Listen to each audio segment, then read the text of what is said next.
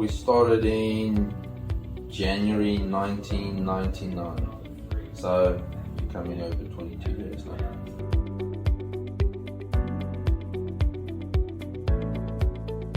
Family business. When we were in South Africa, I was in high school, so I never got involved with the business. But my father had the business there for 25 years.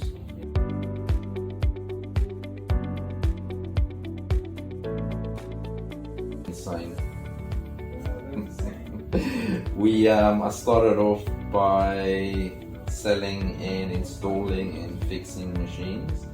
As the business grew, I went into sales, and then I went into purchasing, sales, and everything in between. Whirlwind, and I wouldn't do it any different.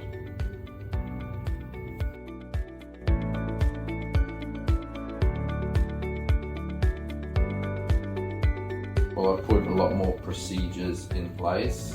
I've implemented an ERP system 5 years ago, which controls the entire business now. Marketing's become more of a priority.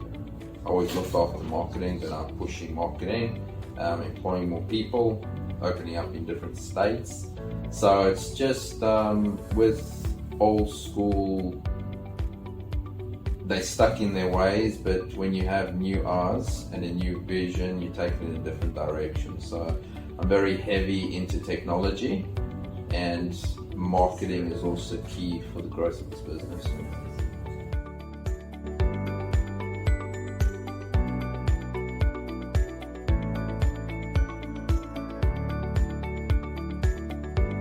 COVID has been awesome for our business.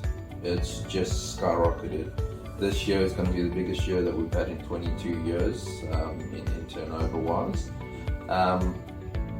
Future plans, employ more staff, but now we have an office in New South Wales. Next year we're going to open up a factory and put stock there to better service New South Wales. So that's the growth plan for next year.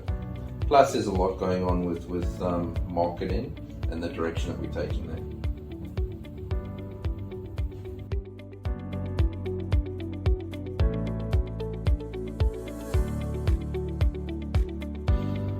Over the years, there's a lot of customers who obviously you lose deals, and they bought from interstate companies, and it's very, very common to hear about the lack of service that they provided. So they'll buy the machine and they'll be promised that they'll have the backup, which is not the case. So what they will do is they'll use subcontractors, and as all subcontractors, they look after their best customers first.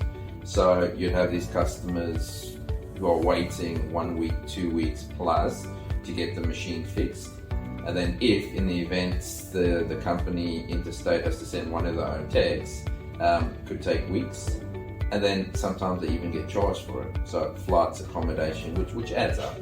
I mean, we local, we've got our own technicians in-house, we don't use subcontractors, and we're able to look after the customers better than what our interstate counterparts do.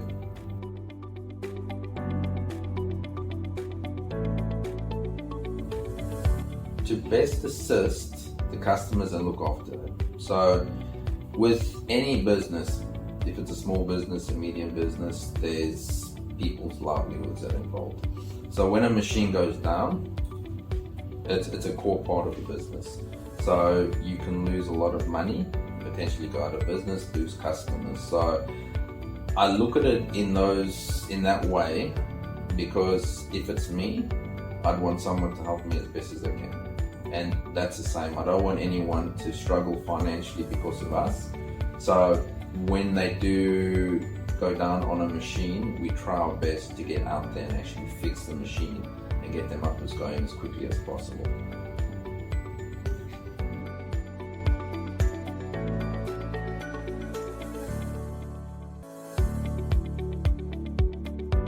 Absolutely. I've always taken the approach of offering good quality machinery without having to spend huge amounts of money. Because when you are going for cheap machinery, you have to rebuy when you start growing, because you will outgrow it. if you're buying something that can grow with your business, you might spend a little bit more money, but you've got a machine for the long term, and it will enable you to actually grow your business. So I've always taken that approach of offering good quality machinery without having to spend copious amounts of money.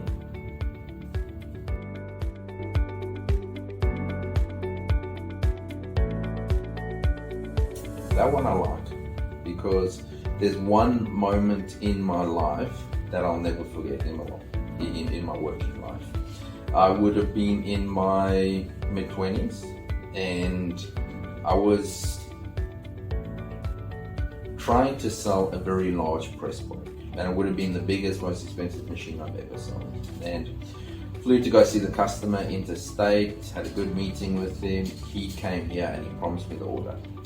And I was very, very excited, because I mean, it's a big deal. When you're that age, you're starting off in this industry, you want to make your mark.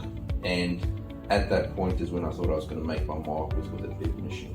And kept on promising me the order, but it never came. And he ended up buying off a competitor, and that devastated me. That just knocked me into the ground. But that taught me a very good lesson, that when you get knocked down and you lose an order that you put a lot of work and effort into, brush it off and keep on going. Like with any business owner, salesperson, anyone that is selling anything, you can't win every deal. It's not possible. So when you lose that deal, it's about trying to get over it the best that you can, moving on. And that customer, if you're professional and you do the right thing by them, even though you've lost the deal, they may come back to you in the future, because what they're buying may not necessarily work out for them. So it's always about maintaining that professionalism and making sure you do the right thing by the customer.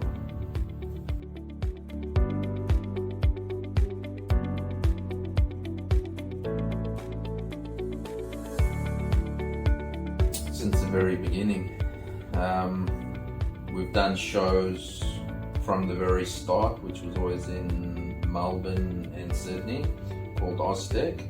So we've been with them from the beginning.